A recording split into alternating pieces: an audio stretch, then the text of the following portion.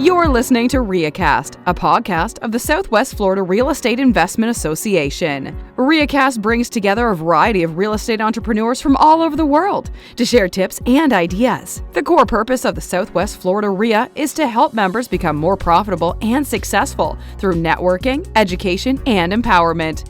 Here are your hosts, Jeff Tamarello and Michael Lyons. Hey, it's Jeff Tamarello. I am the director of the Southwest Florida REIA. I am joined by the other director of the Southwest Florida REIA. Me. Now, we are here with Kevin Page. Kevin is an OG of the Cape Coral lot market. I believe he owner financed some stuff to Ponce de Leon when he first came to town. Kevin's got some of the deepest depth on working that market of anybody I know. You're one of two people I know who've been doing this over 30 years. So, Kevin, tell us about yourself. Well, we came down here from Massachusetts, and when I was up there, I was a specialist in multifamily property and income property, worked a lot with investors, sold some property, came down here, and what attracted me to the lot market was it was a specialty. So like I say, when I was up in Massachusetts, I was a specialist in residential income property, and we had a very target market. So I thought that the lot market was a very target market. Here it was wide open. There wasn't really a lot of people doing it. So tell us about your company. So the company is Cape Shore Realty. We actually have CapeCoralLots.com is our domain name that we own. And we pretty much for first 20, 25 years I was here, from 87 to like 2007, all I did was lot sales. We didn't do anything else. So when that market crashed, we went back into the foreclosure market. We sold about 300 foreclosures. Then we got out of that. We got back into the lot market a little bit, got back into property management a little bit. And for some reason, I ended up building houses now. So we kind of done it all. You know, the irony of selling the REOs in 2010, the commissions were bigger on the dry lots in 2005 than REOs in 2010 that were 50 grand in some cases. Yeah, we went from the fastest growing area to the highest number of foreclosures in the country. But that's all flushed out, as we know. God bless America. It was an amazing time to be in this market. Yeah, it was unbelievable. So Kevin, tell what kind of recommendation or insight would you give on why you would invest in the land market in Cape Coral? What kind of advice would you give? Yeah, that's a good question, Mike. Right now I would say, you got to kind of follow, where the growth is. Okay, and there's a lot of builders out there, and they're looking at very specific areas. So if you can pick up some of those lots ahead of that growth, that's a good thing. That's where you're going to be able to, you're going to sell it. But when I made a lot of money, when I was picking up lots and people wanted to dump it, part of the thing was, as soon as somebody would talk to me and say, hey, I want to sell these lots or that lots, before I even finished the sentence with them, I already had an idea who I was going to sell it to. I already knew where I could move that lot, So that would be my advice, is follow where that growth is. That'd be a really good thing to do. Now, we have an issue in some of the lots in the Cape, kind of unique to Cape Coral and maybe parts of Southwest Florida, but the burrowing owl. What kind of effect does that have on the value? How do you get rid of it legally? We know illegally how to do it. How do you get it? Yeah. Well, I just sold those lots on Skyline that I had, and one of the parcels had a burrowing owl on it. Now, it was at the corner of the lot, right on the corner, right on the property. And I bought the property, and like 3 months later, I found out the owl's nest was on the record. It wasn't there when I bought it. But anyway, the person that I sold it to, the investor, the builder that I sold it to, it didn't even bother them, because they knew what the rules were. It wasn't affecting how they would build that lot. So you do have to watch out for that. But the experienced builder, it's not going to be too much of a big deal, depending on where that owl's nest is. The gopher tortoises is more of an issue. Yeah, that's those around. Okay. Tell us about that. What do you do? Is there a way to get rid of them? You just got to wait it out? What's the? You gotta go get some kind of a permit. You gotta go to the what's the Florida DEP, whatever they call it, Florida Environment. Now, one of the other realtors I know, he just sold a couple of them with the gopher tortoise, and they just knocked the price, like 50% and told the owner, this is what you got to do to get rid of it. And somebody bought it. Okay. So, but if I was buying the lots as an investment, I would make sure that they're not there. I wouldn't buy them with it. Why go through that? There's enough lots to choose from that you really don't need to buy one that's got the owl's nest or gopher tortoise on it. Makes sense. That makes sense. Yeah. Okay. So That from would be your my experience, Kevin, the Cape has got its continual running water and sewer until it's everywhere in the Cape. How does that initially affect the lots, and then a little farther down the road, how does it affect the lots? Yeah. Now, initially, what happens is the people get that assessment in their tax bill. They get their notice that the water and sewer's coming in. Here's a $20,000 bill, and they panic, and they want to get rid of it. They panic. So initially, there's some deals you can buy those lots.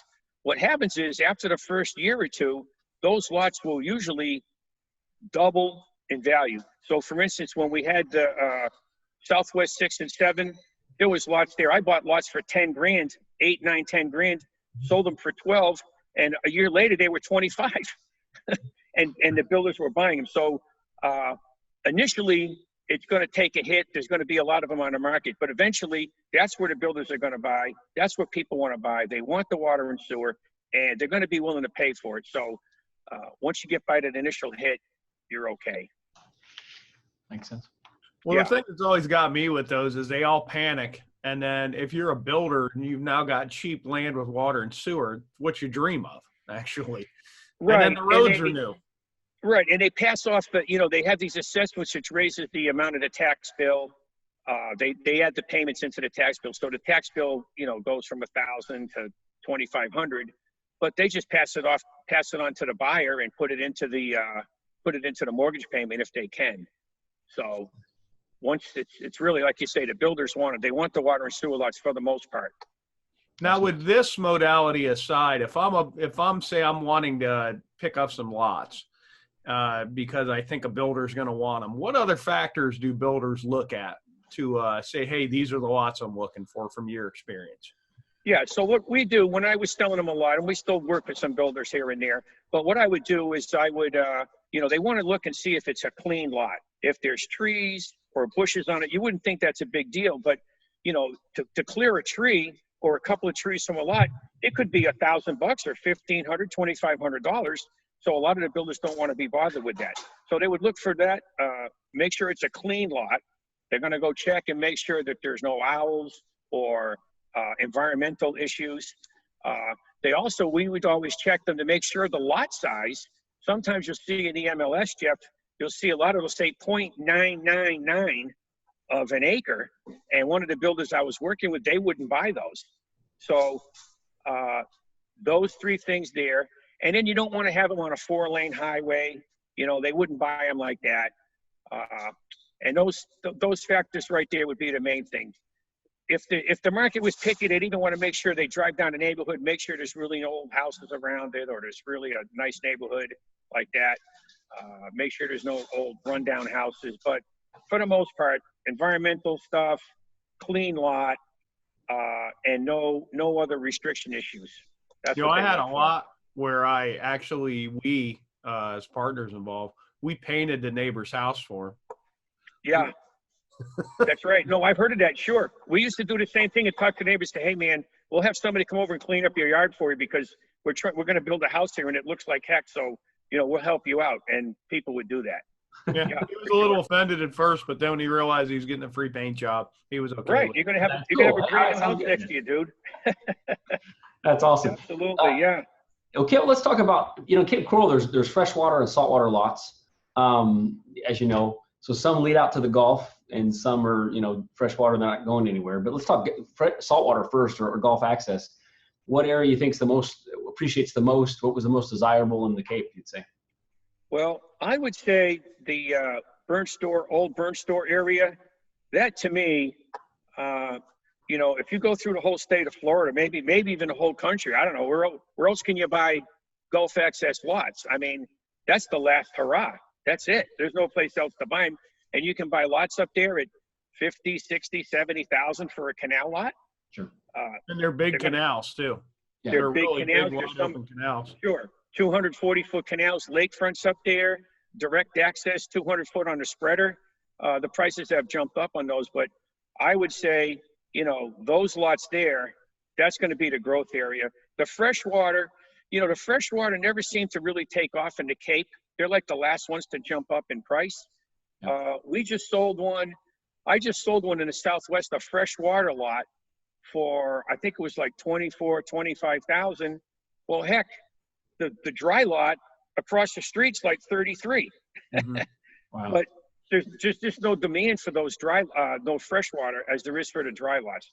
For whatever reason, the builders just have never jumped into that market to buy that freshwater lot, put the seawall in, and really not get the premium that they should for that lot. So, but speaking about that too, and Jeff and I have discussed it before, and I'm sure you're aware of it. So now on the waterfront lots, seawalls, the cost is about to go up. Do you know much about that? Have you dealt with that at all? I know that's. Yeah, let me think for a moment. I just talked to, she said about $200 a linear foot. So you're looking at 80 foot, like at 16 grand for a seawall. And over the last, I don't know, 7, 8, 10 years, that's probably doubled. Wow. That's doubled. Yeah. Well, it's about to go 16 up. grand for a seawall, $200 a linear Yeah, foot. they're about to do it again. Yeah, it's about to go up again. significantly. So I've recommended to owners who have some of these Gulf Access lots, okay, that want to sell them. I said, you know, you should go put the seawall in, and we'll raise the price accordingly if they can afford it, because it's going to save that purchaser down the road the hassle of getting a permit, going through all of that, and it saves them time if they want to build a house right away. And it's more desirable too. More desirable. This one less thing they got to worry about. It's already in and done. Yeah, makes sense. That makes sense. Yeah, that's what I would say. So if you had, if somebody handed you a check and say, buy this one type of lot for an investment, what would Kevin go buy today? Well, I've always said to diversify, just like you diversify a stock portfolio. You know, you could buy a couple of dry lots, a 1 or 2 Gulf Access lots, maybe a freshwater. But if I had that one check, what I would do is I would go look for that prime lot in that Northwest Cape area, okay? Intersecting canal, southern exposure, or a 200-foot canal, something that maybe already has the seawall in, okay? But that would be it. I would look for that intersecting, oversized canal lot with a southern exposure. That would be something I would look to buy. You're always going to be able to sell that. In specific, one thing I've always liked about the Northwest Cape is that all the houses up there are pretty new. You get, especially some Southeast Gulf Access, you've got some old ugly houses hanging around there. They're tearing a lot of those down, but when you're in the Northwest, most of them are new and nice and big. Yep, and it's going to be just like the Southwest Cape. They're putting the water and sewer in that lower part of it now in Unit 58 and part of 59. They're widening Burnstore Road. It's going to be 6 lanes all over there. 10 years ago even, there wasn't much infrastructure there. There's a Publix there. There's a convenience store. Everything's there. That's going to be the big growth area.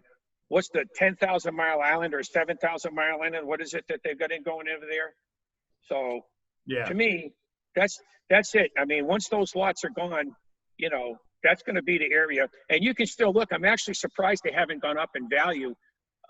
Just checking the other day, there's stuff there for 60 grand on a regular canal. I mean, someone buys and holds that and just sit on it. I don't see how you're going to lose. Agreed, yeah. So what's your long-term view of the lot market, say 10 years out? What are you thinking? Well, unless something happens crazy, I think we're going to see slow, steady growth. In the interim term here, the builders have kind of been cautious on not buying too far ahead. And, so an area, let's say the area will get the water and sewer, okay? And they'll start picking lots up, 18, 19, 20 grand. When they start pushing that 30 to 40 range, then they back off and they go somewhere else. And now they've got more volume to pick from. So I don't really see, I can envision all the dry lots with the water and sewer being in the 35 or 40 range, depending on the area, maybe a little bit more. And the other lots kind of lagging behind a little bit, unless there's a giant push of people moving in, which there is. There are a lot of people. That's I don't happened. really see it going too crazy like it had in the past, like we had in the 04, 05, 06 area. I don't really see that happening again, but it could happen. And I've even hedged with my building company. You know, we bought some lots and we're ahead of the curve, but I bought some other lots and another investment company just in case the lots go to 100 grand and we can't build affordable houses. Well, then I'm going to make up on the lots that I bought for 10 grand, and I just sit on those. Sure. So Kevin, knowing what you know now, the experience you had, which is several years, if you could go back and tell your new investor self years ago, what would you have changed? What would you do differently? What kind of advice would you give? I don't know. Get out quick. Sell 2005. So when you got enough money, don't keep your real estate office open like I did. You know, I had overhead.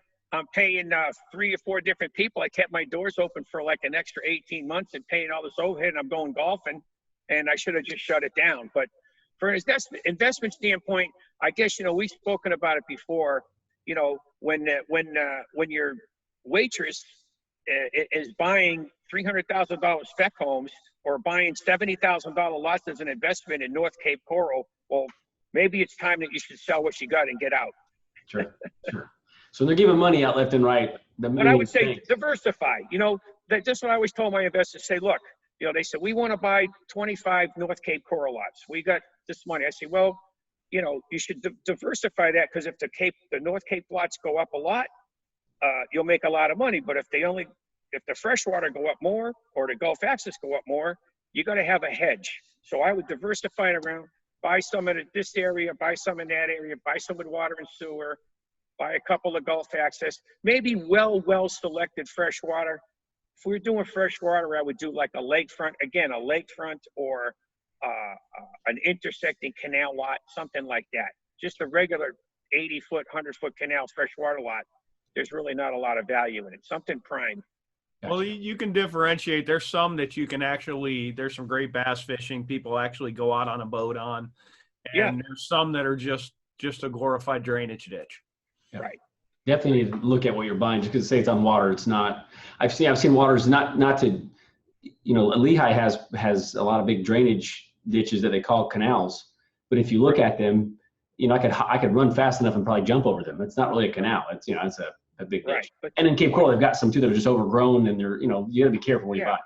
For the most part, they're actually navigable canals, and there are some that are 150, 140 feet wide, 200-foot canals in the Cape, and you know, but they've always seemed to lag for whatever reason. They just kind of lag the rest of the, you know, I guess it would be like the Gulf Access, the dry lots, the freshwater, and then Lehigh. That's how the prices kind of go, right? It's true. Yeah, Lehigh's cooking lately, though. Oh yeah. Yep.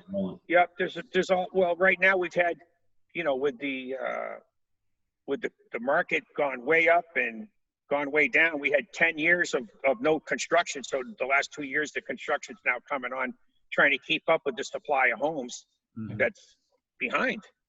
And we're still competing with the existing homes for new construction. Still enough of in that range. Well, if somebody needed to get in touch with you, how would they get in touch with you, Kevin? Okay, great. You can just go to my website at capecorallots.com. Okay, that's easy to remember. You just Google it, capecorallots.com, or you can call me at 239-217-4167. Those would be the best ways to get a hold of me. Cool. Kevin, we appreciate your time. Okay, guys. Hey, listen, great talking to you. What's our next meeting? Next Wednesday or the Wednesday after? Tomorrow, what day is it? I always forget. I get your emails, though, so I'll be there. Okay, we'll see you then. Check your All right, guys, email. great. Appreciate it. Have a good one. Thanks, Kevin. Thank you. This concludes this edition of ReiaCast. Be sure to subscribe to receive our next episode. You can also subscribe at our website, www.swflreia.com. See you at a meeting soon. Please let us know if you have a suggestion for a future episode.